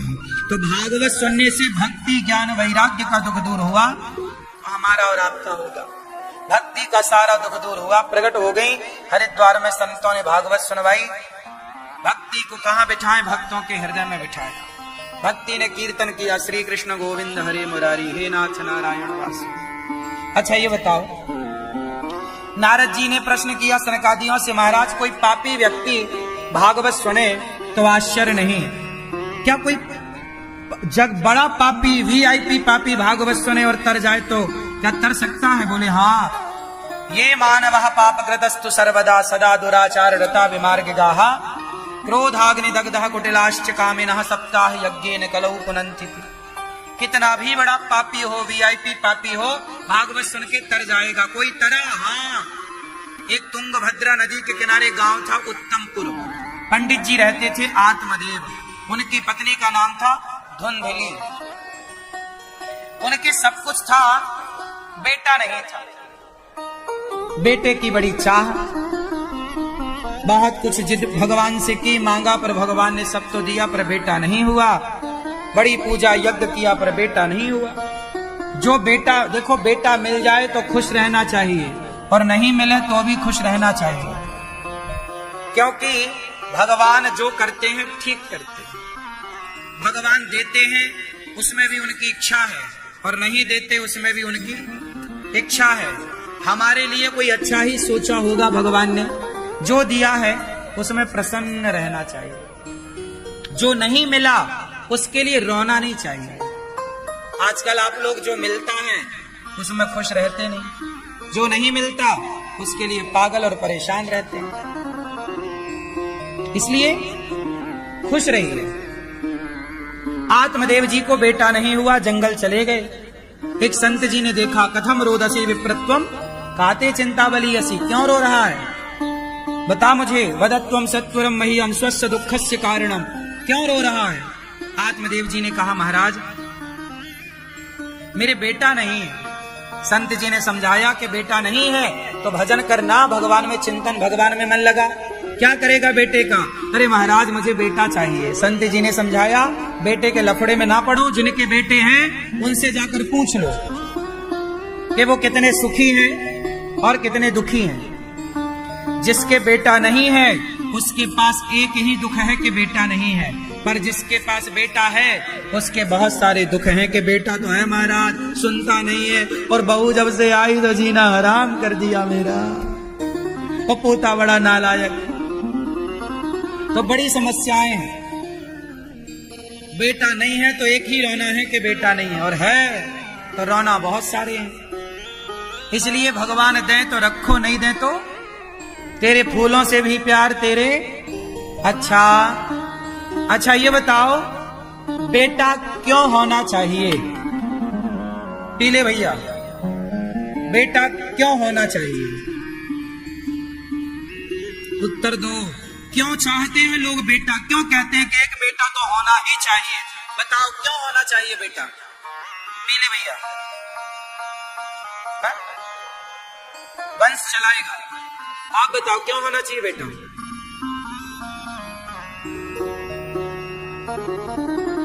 आप बताओ क्यों होना चाहिए बेटा? वंश चलाएगा। है? क्यों होना चाहिए बेटा मेरी माँ? क्यों जरूरी है बच्चे? क्यों होना चाहिए बच्चे? क्यों होना चाहिए? कुछ लोग कह रहे हैं वंश चलाएगा। अरे भाई, वंश तो कुत्ता बिल्लियों का भी चल रहा है। वंश, यदि आपने वंश चलाने के लिए बच्चे पैदा किए तो क्या स्वामी विवेकानंद जी को पता नहीं था कि बच्चा होगा तो वंश चलेगा? फिर उन्होंने बच्चा पैदा क्यों नहीं किया? स्वामी विवेकानंद जी, उन्हें अपने वंश की चिंता क्यों नहीं थी? तुलसीदास जी ने क्यों बच्चा पैदा नहीं किया? उन्हें अपने वंश की चिंता क्यों नहीं थी? क्योंकि वो तो इकलौते बेटा थे अपने बाप के, तुलसीदास जी। तो उन्होंने अपना वंश बढ़ाने की चिंता क्यों नहीं की कि भाई हम ब्याह कर लेंगे, बच्चे होंगे, वंश चलेगा? बच्चे पैदा क्यों होते हैं, क्यों करने चाहिए? वंश बढ़ाने के लिए। तो झांसी की रानी, उनका बेटा आज कहाँ है? कहाँ है उनका वंश? कौन जान रहा है? मीराबाई भी तुम्हारी तरह सोचती कि एक बेटा हो जाए, भगवान तुम्हारी इतनी भक्ति करती हो, एक बेटा तो दो वंश चलाएगा। तो उसने भी एक बेटा मांगा होता, क्यों कहा कि मेरे तो गिरधर गोपाल। मेरी मां, वंश तुम क्या चलाओगे, वंश चलाने वाले भगवान हैं, वो जैसे चाहे रखें, वो चलाएं, मत चाहे प्रभु, हम तो आपके हैं, हमने तो आपके चरणों में समर्पण किया है।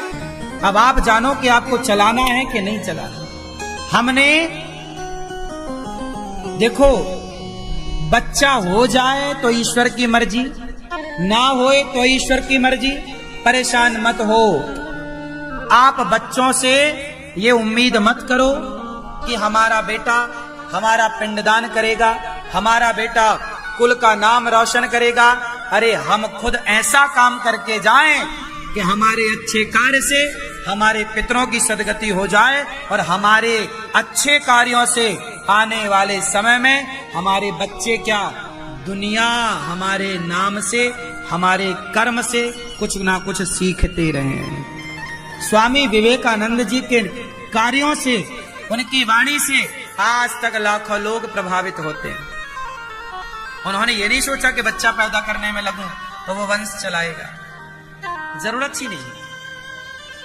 चले ईश्वर की मर्जी, ना चले ईश्वर की मर्जी। हम तो केवल इस संसार में बेहतर करने आए हैं, हम बच्चे पैदा करने नहीं आए। बच्चे तो कुत्ता बिल्ली भी पैदा करते हैं, हम बच्चे पैदा करने नहीं आए, हम कुछ ऐसा करने आए हैं कि हमारे अच्छे कार्य से समाज को नई दिशा मिले, समाज को नई प्रेरणा मिले, समाज को नई सीख मिले। गुरु गोविंद सिंह जी के बच्चों को दीवार में चुना दिया मुगलों ने, जिंदा। कहां चुनाया? दीवार में जिंदा। दीवार खड़ी कर दी आगे पीछे चारों ओर से, और बच्चों को दीवार के अंदर जिंदा चुनवा दिया। उनकी पत्नी रोती रोती आई कि मेरे बेटों को जिंदा दीवार में चुनवा दिया। तो उनके पति गुरु गोविंद सिंह जी ने कहा कि क्यों रोती, तेरे 2 बच्चे दीवार में चुनाए गए, 2 बच्चे युद्ध में शहीद हो गए, क्यों रोती है? अरे क्यों ना रोऊं, जिस माँ के 4 बेटे चले जाएं, क्या वो माँ ना रोएगी? तब गुरु गोविंद सिंह जी ने कहा, 4 बच्चों के लिए क्या रोती है? ये देख, जितने बच्चे तुझे दिख रहे हैं संसार में, तेरे ही तो बच्चे हैं, अपना क्यों नहीं मान लेती? इन सारों को अपना क्यों नहीं मान लेती? मानो तो मैं गंगा माँ हूं, ना मानो तो बहता पानी। अरे मानो तो गैर भी अपने हैं, ना मानो तो अपना कौन। और तुम कहते हो ये बेटे अपने हैं, सच्ची बताओ, तुम्हारे हैं? तुम्हारे हैं तो तुम्हें आग काहे लगा देते हैं? आप कहोगे ये तो परंपरा है। हाँ,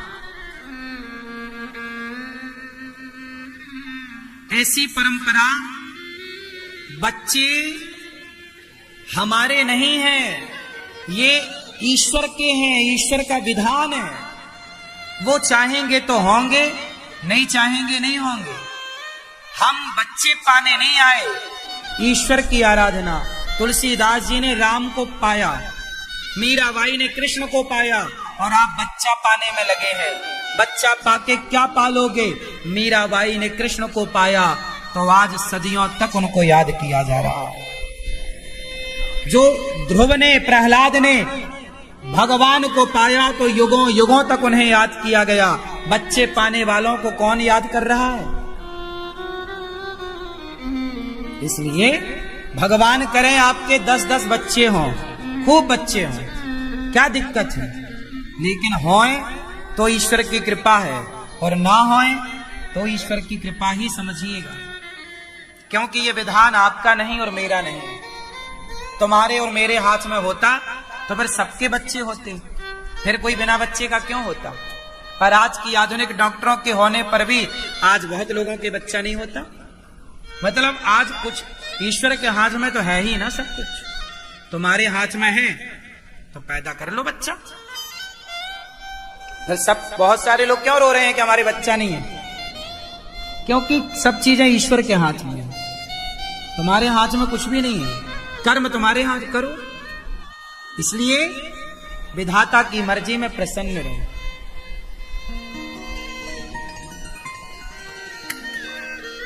किसान गेहूं बोता है ना, तो उसे फ्री में भूसा मिलता है, हाँ या ना। हमने ये मानव शरीर पाया है परमात्मा को पाने, समाज की सेवा करने। ये परिवार, ये बेटा बेटी तो भूसे की तरह है, ये तो रहेंगे ही, जाएंगे कहां? कहां जाएंगे? ये तो होंगे। इसलिए आपको रोना नहीं है कि बेटा नहीं है, बेटा नहीं है तो कोई बात नहीं। मीराबाई के भी बेटा नहीं था, तुलसीदास जी के भी बेटा नहीं था। बहुत लोग मिल जाएंगे। माता यशोदा के भी तो बेटा नहीं था, कृष्ण को अपना मान लिया। यदि यशोदा ने कृष्ण को अपना मान लिया तो आप भी कृष्ण को अपना मान लीजिए, क्या बुराई है? यदि यशोदा के लिए पुत्र बने तो आपके लिए भी बनेंगे। द्रौपदी के लिए भाई बने तो तुम्हारे लिए भी भाई बन जाएंगे। राधा के लिए पति बने तो तुम्हारे लिए भी बन जाएंगे। मीरा के लिए पति बने तुम्हारे। जाकी रही भावना जैसी। भगवान एक है, पर उस एक परमात्मा को जो जिस भाव से भजता है, भगवान उस रूप में उसे प्राप्त होते हैं। अब ये आपको डिसाइड करना है कि आपकी भावना क्या है, किस भाव से उन्हें देखना है, मर्जी आपकी है। नारद जी भागवत सुन रहे हैं। आत्मदेव जी को संत ने समझाया, कहा मुझे पुत्र चाहिए। आत्मदेव जी को संत ने फल दिया, फल ले जाकर पत्नी को दिया। धुंधली ने खाया नहीं, गाय को खिलाया तो गाय को बच्चा हो गया, नाम रखा गौकर्ण। फिर धुंधली की बहन को बेटा हुआ, पैसों से खरीद लिया, उस बच्चे का नाम रखा धुंधकारी। उस धुंधकारी ने बड़े होकर जो गौकर्ण आत्मदेव जी की पिटाई की, चलो पैसे निकालो। बेटा यदि लायक है ना मेरी माँ, तभी तुम्हारा जीवन जीवन है। नालायक हो जाएगा, भगवान ना करे किसी का बेटा नालायक हो। नालायक जिनके बच्चे हैं खून के आंसू रुलाते हैं, तब लगता है कि ऐसे बच्चों से तो ना होते तो ही अच्छा था। तो जिनके नहीं हो रहे हैं तो समझ लो कि तुम्हारे बच्चे तुम्हारे को बहुत तकलीफ देते, इसलिए ईश्वर ने तुम्हें बहुत बड़ी तकलीफ से बचा रखा है। ये ईश्वर का विधान है। आज गौकर्ण जी आत्मदेव जी को मार रहा है धुंधकारी, पिता को पीटे जा रहा, माँ को मारा। जब बेटा अपनी माँ को मारता, बाप को मारता, आत्मदेव जी बेचारे तड़प रहे। गौकर्ण जी आए, क्यों रो रहे हैं पिताजी? बेटे ने मारा। जब बेटा मारेगा धुंधकारी बनकर तो भला बाप कहां जाएगा और मां कहां जाएगी? सबसे बड़ा पाप जानते हैं क्या है? अपने माता पिता पर हाथ उठाना सबसे बड़ा पाप है। कभी अपने मां पर, अपने बाप पर हाथ नहीं उठाना चाहिए। तुम्हारा बाप कैसा भी है, कोई गलत शब्द बोल रहा, तुम्हारा बाप गलत बोल रहा, बोलने दो, आप चुप रहो। तुम्हारा बाप है, डांट रहा, मां है, कह रही है, कहने दो, आप मत बोलो।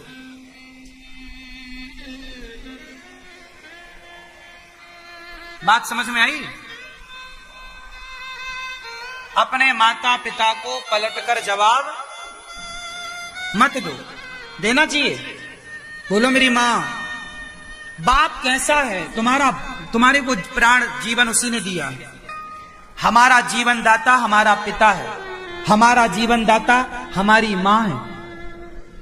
हमारे माँ बाप ने हमें ये जीवन दिया है, इसलिए हम माँ बाप के ऋणी हैं। माँ बाप का कभी कर्जा नहीं चुका सकते। वो डांट रहे हैं तो आप उनकी डांट सुन लो, पलट कर जवाब मत दो।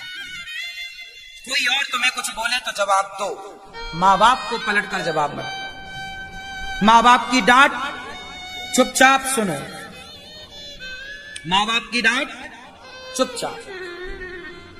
यदि बच्चे माँ बाप की, आजकल बच्चे ऐसे हो गए हैं कि माँ बाप की डांट को भी बर्दाश्त नहीं कर पाते। पहले का आदमी ना बहुत सहनशील था। पहले के लोग कैसे थे? बोलो, कैसे थे? सहन करते थे। बाप की दो बातें, पहले के बाप जूता मारते थे अपने बच्चों को। पहले का बाप बच्चों को क्या मारता? जूता, और बच्चे सहते। आज का बाप एक थप्पड़ मारता है तो बच्चा सहता नहीं, पलट कर जवाब दे देता है, या वो भी हाथ उठा देता है या कहीं और चला जाता है।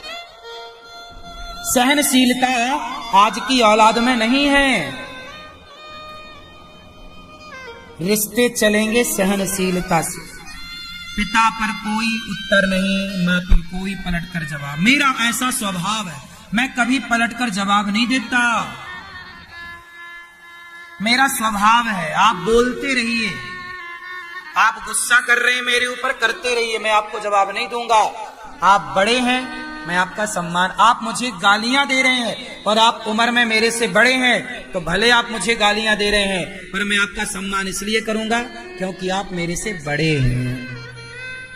ये मेरे संस्कार है। मैं जल्दी गुस्सा नहीं करता किसी पर।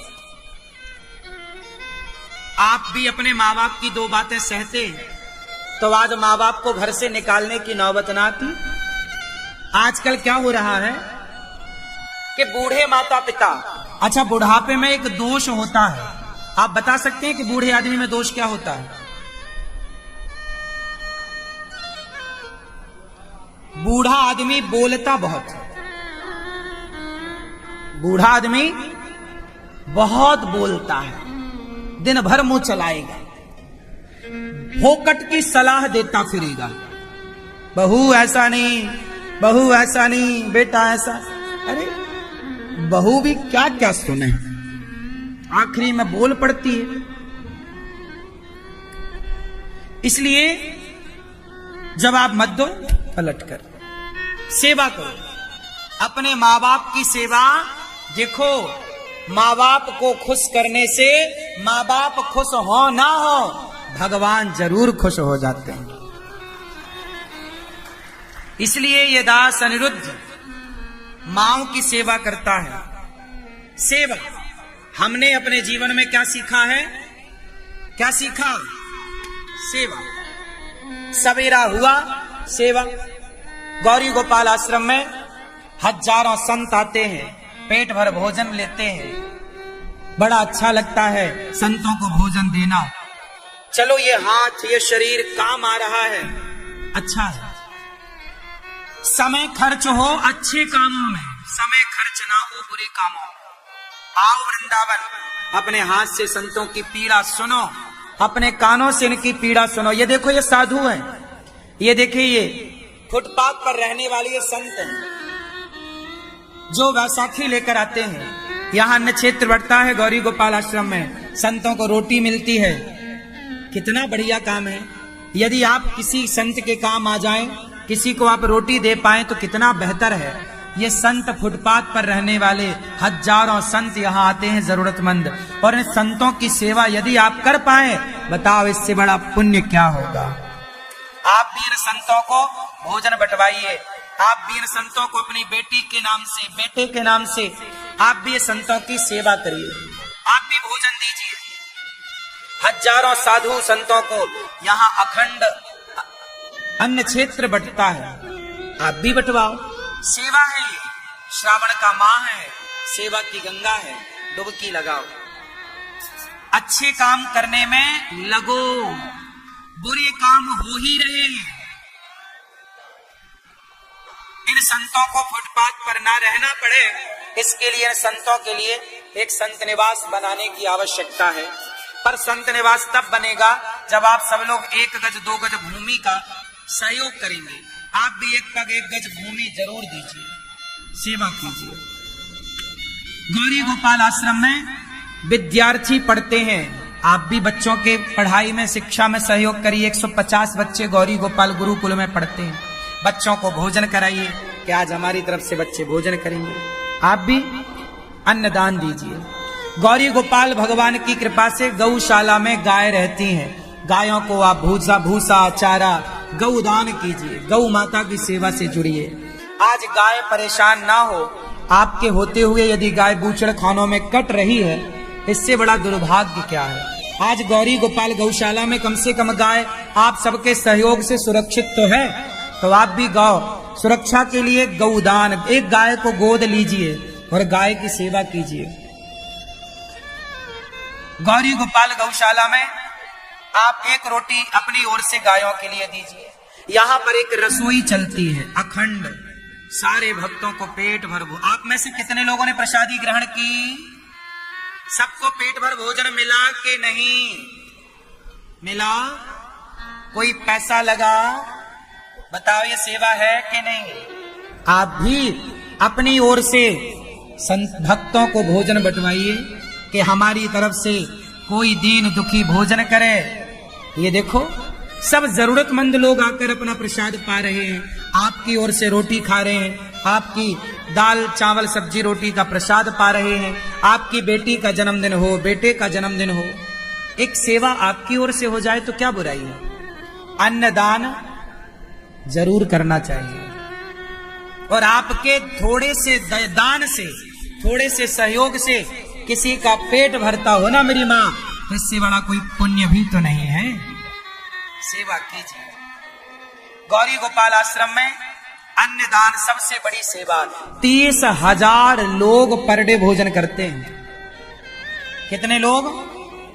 30,000 लगभग, कभी 20,000, कभी 25,000, कभी 30,000 और कभी 40,000।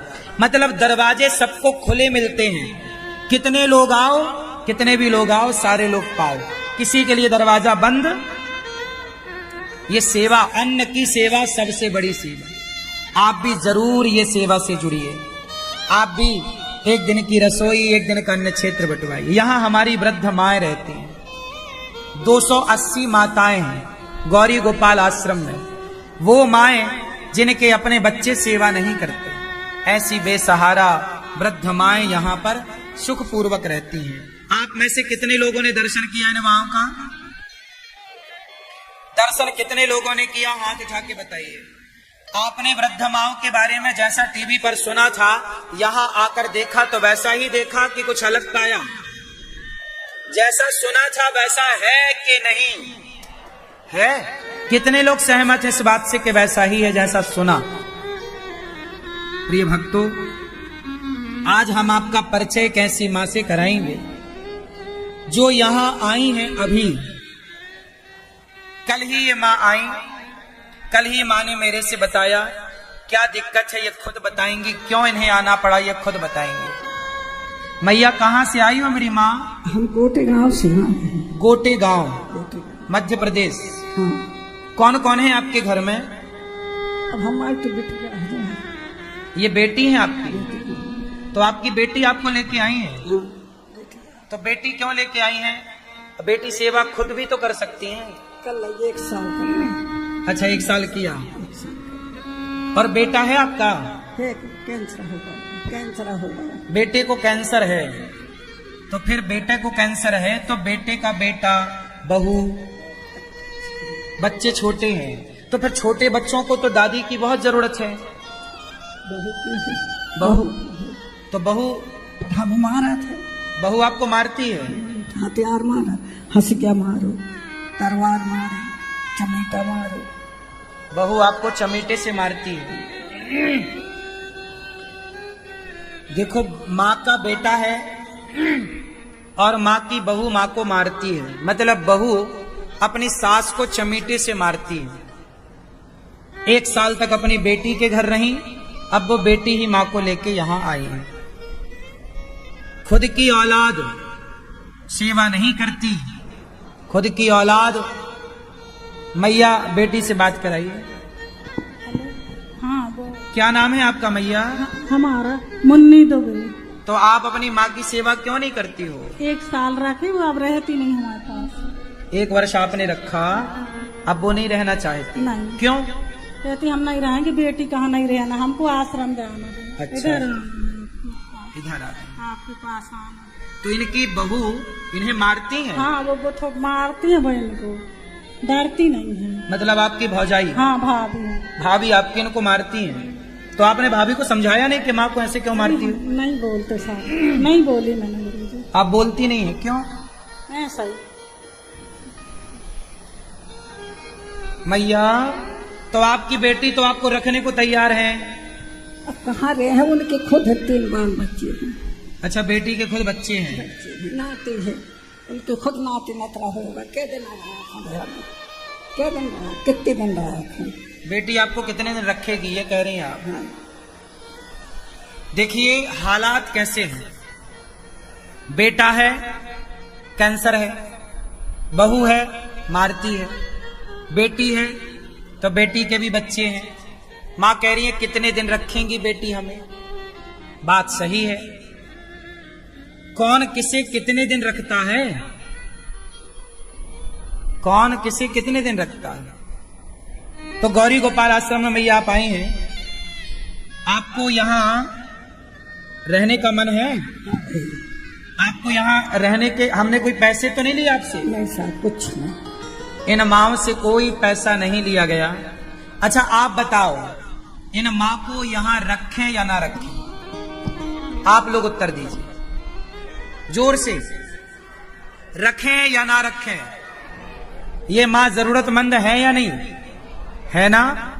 तो ये माँ यदि जरूरतमंद है और आप सब चाहते हैं कि रखें, तो ऐसी ही यहाँ पर 280 माता थी। ये माँ और आई। इंद्र को आश्चर्य हुआ कि क्या स्वर्ग के सुख से भी बड़ा सुख भागवत जी का है। तौल कर तराजू में तौल कर देखना चाहा तो भागवत जी का पलड़ा भारी। एक पलड़े पे भागवत जी को इंद्र ने रखा, दूसरे पलड़े पर स्वर्ग के तमाम सुखों को रखकर तौला तो भागवत जी का पलड़ा भारी था। भागवत स्वर्ग नहीं दिलाती। आप जितने लोग भागवत सुन रहे हैं, आप स्वर्ग जाने के अधिकारी नहीं, आप बैकुंठ जाने के, भगवान को पाने के अधिकारी बन रहे हैं। भागवत आपको स्वर्ग का अधिकारी नहीं, भगवत धाम का अधिकारी बनाती। इसलिए भागवत सबसे ऊंची श्रेष्ठ है। इसलिए भागवत जी को कहा गया यद वैष्णवानाम धनम, भागवत को ही वैष्णवों का परम धन कहा गया। इसलिए भागवत सबसे उत्तम, भागवत सबसे उत्तम श्रेष्ठ, भागवत से अच्छा कुछ नहीं।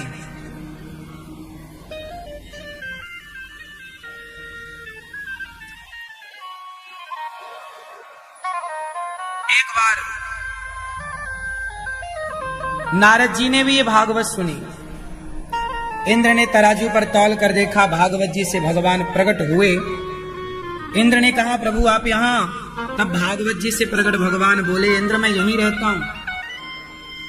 जहां जहां बछड़ा वहां वहां गैया, जहां जहां भागवत वहां वहां भगवान। आया ना? बस इंद्र का अभिमान दूर हुआ। इसलिए भागवत जरूर सुनना चाहिए। प्रिय भक्तों, भागवत जी के बारे में अद्भुत बातें हैं। एक बार नारद जी सारे तीर्थों का भ्रमण करने गए, परंतु अहम तो पृथ्वीं यातो ज्ञात्वा सर्वोत्तमामिति पुष्करम च प्रयागम च काशीम गोदावरीम तथा। सारे तीर्थों में नारद जी गए पर ना पश्यम कुत्र मिच्छर महामना संतोष कारकम। नारद जी गए पर शांति कहीं नहीं मिली। क्यों? क्योंकि सत्यम नास्ति तपः शौचम दयादानम न विद्यते उदरम भरणो जीवा वराकाः कोट भाषिणा। सत्यम नास्ति। आजकल क्या नहीं है? सत्य नहीं है। क्या नहीं है? सत्यम नास्ति तपः शौचम। तप नहीं बचा, सत्य नहीं बचा, पवित्रताएं नहीं बची। आजकल कलयुग में क्या है? केवल पेट भरना जानते हैं लोग। उदरम भरणो जीवा। आज सब लोग कहां लगे हैं? पेट भरने में। सत्य की राह पर कोई चलना ही नहीं चाहता। क्यों? आज सत्य का बोलबाला कम है, झूठ का बोलबाला ज्यादा है। जमाना कितना भी झूठा बन जाए, आप लोग झूठे ना बनिएगा। ये धरती टिकी है झूठे लोगों के बल पर नहीं। कोई एक दो बचे हैं सत्यवादी, तो उन्हीं के बल पर ये धरती टिकी है। आज भी कहीं ना कहीं कोई ना कोई सत्य बोलने वाला देर से मिले पर मिलता है। क्यों? आज भी कुछ लोग ऐसे हैं जो सत्य पर ही चलते हैं। बहुत लोग ऐसे हैं जो लाखों नहीं करोड़ों देने पर भी वो सत्य को नहीं छोड़ते। ऐसे लोग भी हैं। तो ये धरती उन्हीं के बल पर तो टिकी है। आज भी जो एक दो हैं, कहीं लाखों में कोई एक ही होगा ऐसा, वरना आजकल तो लोग 1000, 2, 5, 10,000 में नियत खराब हो जाती है। ये धरती टिकी है सत्य लोगों के, सत्यवादियों के बल पर। इसलिए आप ना गवाइएगा सत्य। दादाजी सच बोलते हो कि झूठ? चश्मा वाले क्या बोलते हैं? सच बोलते? बैठे रहिए, बैठे। सच आप सच बोलती हो मैया कि झूठ? आप मैया बोलो मेरी माँ, सच बोलती हो कि झूठ? हैं? यही तो झूठ है।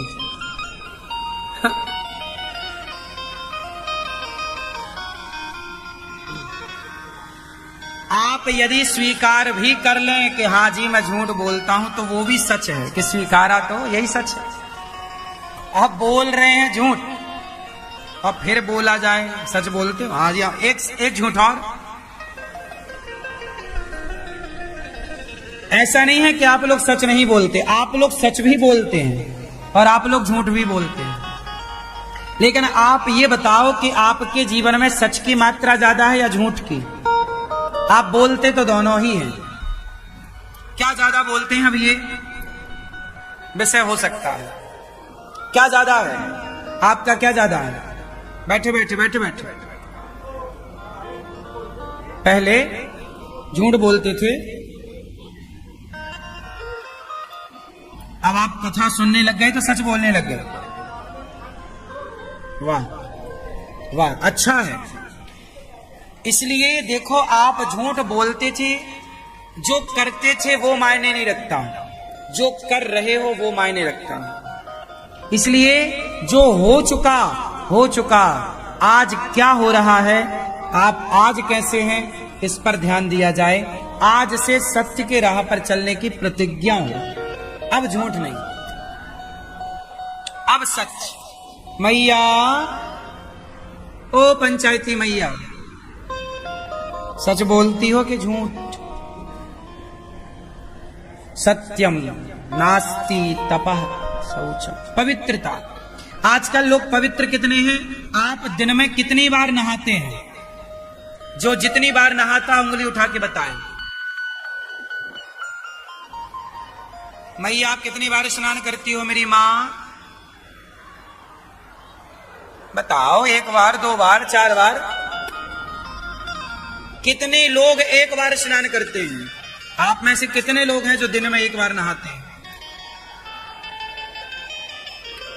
और आप में से ऐसे कितने लोग हैं जो 4 दिन में 1 बार नहाते हैं? ऐसे लोग भी है ना, 4 दिन तक राक्षस लोग नहाते नहीं है। ठंडी आए तो लोग ठंडी के 4 महीने में 4 दिन ही नहाते हैं, महीनों से नहा नहीं रहे। कितनी बार नहाना चाहिए? अच्छा ये बताओ मैया, कितनी बार स्नान करना चाहिए? बताओ, कितनी बार नहाना चाहिए? बताओ मेरी माँ। हाँ? जितनी बार हम शौच जाएं, जितनी बार हमें शौच जाना है, उतनी बार हमें नहाना है। क्योंकि बिना स्नान किए शौच के बाद शुद्धि होती ही नहीं है। शौच करने के बाद शुद्धि कब होगी? जब आप स्नान करेंगे। यदि आप 1 बार पूरा नहा चुके हैं तो दूसरी बार आप शौच में गए हैं तो आपको आधा स्नान करना चाहिए, अर्ध स्नान। यदि आप ये करते हैं तो आप पवित्र हैं। लघु शंका, लघु शंका समझते हैं ना? लघु शंका जाओ तो 4 कुल्ला करना चाहिए, पांव धुलना चाहिए, हाथ धुलना चाहिए, इसके बिना आपकी शुद्धि नहीं होती। और जब आप लघु शंका करते हो, शौच करते हो और नहाते नहीं हो तो क्या होता है?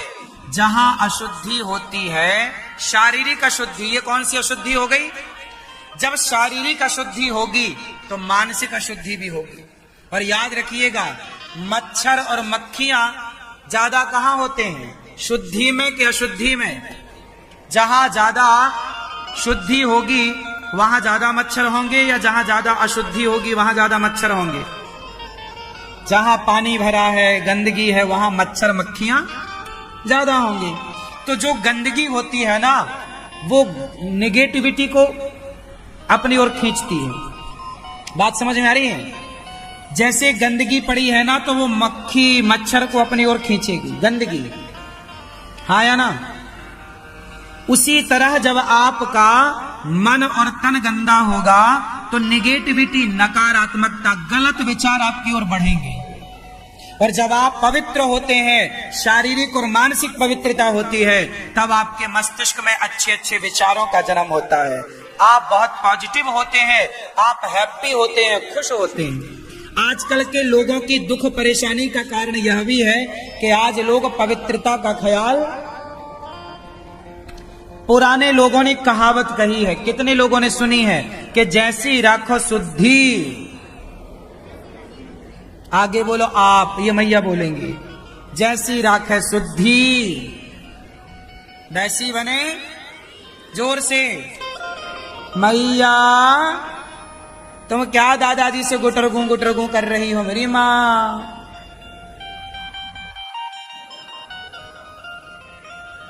सुन लो मेरी माँ। हाँ सुनो, तो ये बताओ कि जैसी राखे शुद्धि, तो बताओ शुद्धि जरूरी है या नहीं? जरूरी है। पर आजकल के बच्चे कुछ तो नहाते नहीं, बिस्तर पे ही उन्हें चाय चाहिए और बिस्की किट भी चाहिए। बिस्की किट मतलब बिस्कुट, बिस्किट। आप नहाए नहीं, मंजन किया नहीं, बिस्तर पे ही गधा उठ के बैठ गया और बोल रहा बिस्किट लाओ, चाय लाओ। जा गई है अभी और खाने पे टूट पड़ा, ये गधे ही है। अरे भैया पहले नहा लो, मंजन ब्रश कर लो, थोड़ा दांत साफ कर लो, 1 लोटा जल ले लो, सूर्याय नमः, आदित्याय नमः, भौमाय नमः, खगाय नमः, मित्राय नमः, भास्कराय नमः। सूर्य भगवान को नमस्कार कर लो, माता पिता के पांव छू लो, भगवान को एक पुष्प चढ़ा के प्रणाम कर लो, फिर भोग लगा के खाओ। ये तुम्हारी मैया, तुम्हारे बच्चे हैं, क्या हैं ये? गधे पैदा की हो, नहाते नहीं, बिस्तर पे ही चाय चाहिए, बिस्तर पे ही बिस्कुट चाहिए, क्या है ये?